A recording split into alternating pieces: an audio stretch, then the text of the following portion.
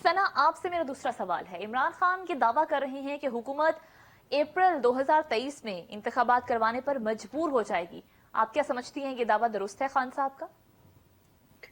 देखिए, मेरा ख़्याल है ख़ान साहब के दावे जो हैं वो ख़ान साहब ज़्यादा बेहतर उसके बारे में हमें बता सकते हैं, क्योंकि ख़ान साहब के दावे मौसमों के साथ-साथ बदलते रहते हैं। अभी कुछ वक़्त पहले तक वो ये कह रहे थे कि मैं मार्च-अप्रैल में इंतख़ाबात देख रहा हूँ। फिर उन्होंने उसके कुछ ही रोज़ बाद ये स्टेटमेंट दिया था कि नहीं, मेरा नहीं ख़्याल इंतख़ाबात ज़्यादा प्रोलॉन्ग भी हो सकते हैं। और अब फिर कुछ दिनों के बाद जब उन्होंने 2 असेंबलियाँ डिसॉल्व की हैं, तो वो ये कह रहे हैं कि जी वो अगले अप्रैल-मई में इंतख़ाबात देख रहे हैं। तो मेरा ख़्याल है ये क्रूशियली ये भी देखना चाहिए कि 2 असेंबलियाँ उन्होंने डिसॉल्व कर दी। उसके बाद पहले उन्होंने ये कहा कि हम इन असेंबलियों में बैठेंगे नहीं, लेकिन फिर अब जब उन्होंने फवाद चौधरी साहब के ज़रिए ये कहलवाया कि हम इन असेंबलियों में जाना चाहते हैं, पार्लिमानी लीडर से लेके ऑपोजिशन लीडर, और इसके अलावा पब्लिक अकाउंट्स कमेटी की चेयरमैनशिप जब उन्होंने मांगी, तो अगले हाथ से ही जो हमारे स्पीकर साहब थे, उन्होंने 35 लोगों के इस्तीफों के अप्रूवल्स उनको थमा दिए, जो बाद में पता चला कि पहले से मंजूर करके रखे गए थे, और बड़े प्लानिंग के जरिए उन सिलेक्टेड लोगों के इस्तीफे मंजूर किए गए जिनसे खुद पीडीएम खुद गेन करना चाहती थी।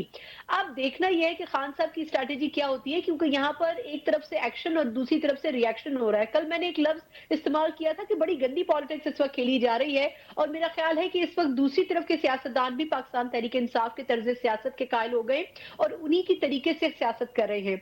तो मेरा ख्याल ये है कि खान साहब अगर ये कहते भी हैं तो ये बयानिया दुरुस्त नहीं हो सकता। उसकी वजह प्रैक्टिकल सिचुएशन ये है, क्योंकि आपने अगले सेगमेंट में इकोनॉमी के ऊपर भी बात करनी है। वर्ल्ड बैंक ने तकरीबन $1 अरब की हमें किस्त देनी थी, वो कर्जा हमें नहीं मिल सका।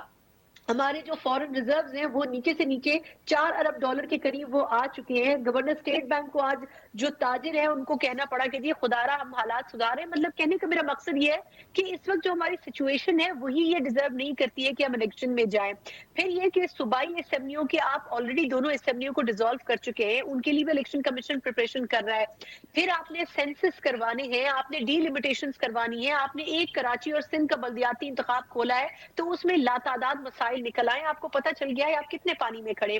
तो आप क्या एक्सपेक्ट करते हैं कि आप पूरे मुल्क में इस वक्त किस तरीके से इंतखाबात करवाएंगे? आपके पास अभी तक ना सेटअप बना है, ना सिस्टम सेट हुआ है, आप आखिर किस तरीके से इलेक्शन में जा सकते हैं?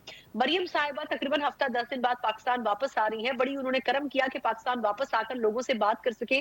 पूरी पंजाब असेंबली तहस नहस हो गई, लेकिन ना नवाज शरीफ साहब ने पहुंचने की और आने की जहमत की, ना ही मरियम साहिबा आई। हमजा साहब पहले ही नाराज होकर जा चुके हैं जब उनको सीएमशिप से हटाया गया।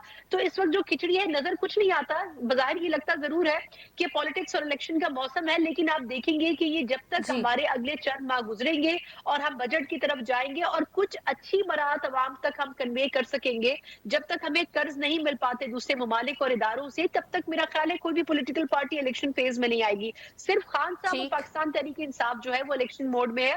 इसके अलावा बाकी पॉलिटिकल पार्टीज अभी तक जब तक कुछ अवाम को देंगी नहीं, तब तक वो अवाम के सामने कुछ बयानियां लेकर जाने की पोजीशन में नहीं होंगी।